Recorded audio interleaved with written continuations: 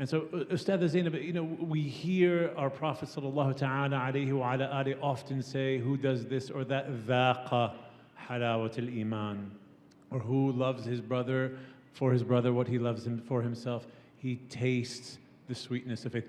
What does that mean to have that taste?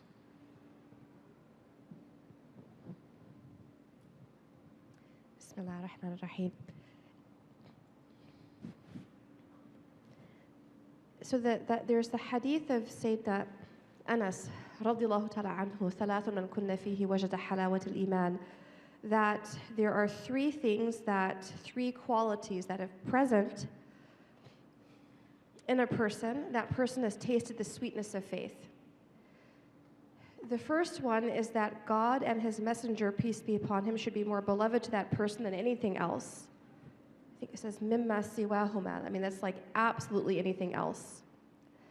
The second quality that's mentioned in the hadith is that a person should love another person solely for the sake of Allah Ta'ala. The third quality is, it's a very powerful hadith. The third quality is that just as a person would loathe to be cast into a blazing fire, they would absolutely detest to go back to disbelief after God had rescued that person from that. What we learn from that hadith, and I appreciate the question, Sheikh Mu'tasim, it's a profound question.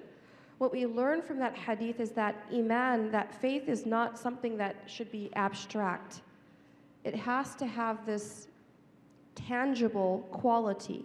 And the analogy that's given is the analogy in this hadith is the analogy of honey, that the person that's not actually tasted honey has no frame of reference, but the one who's tasted honey, and the best type of honey, and the most pure, that has those qualities of sort of healing and so on, that they understand what's special about that you don't find in any other sweetener. And going back to what our esteemed scholars have just shared, I think the problem with trying to find, and yes, thank you, Sheikh Yasser, solace and enjoyment are really two different things. So we find some small little kind of, some small happiness in these comforts that we enjoy. But to what Sheikh Mu'tasim is saying, we don't want to kind of like feed the nafs, because the reality is that I might decide I don't like Starbucks and I'm going to find a better coffee shop. Then I want to, kind of a permanent search for, I need to find the best cup of coffee.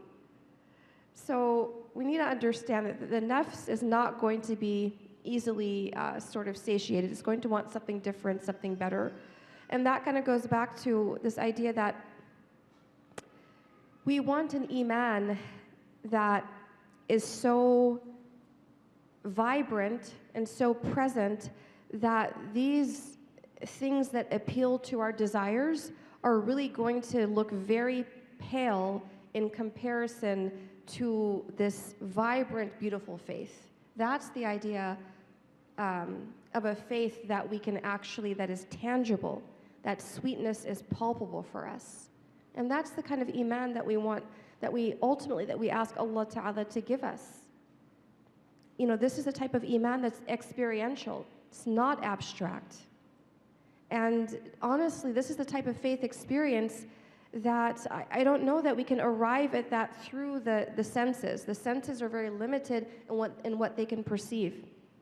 Once the senses reach kind of like the limit of what they can actually engage, that's when you ask Allah subhanahu wa ta'ala to give you that that yaqeen, that sense of certainty, where you realize that what Allah subhanahu wa ta'ala has in the akhirah is far more enduring than anything we could find here in this world.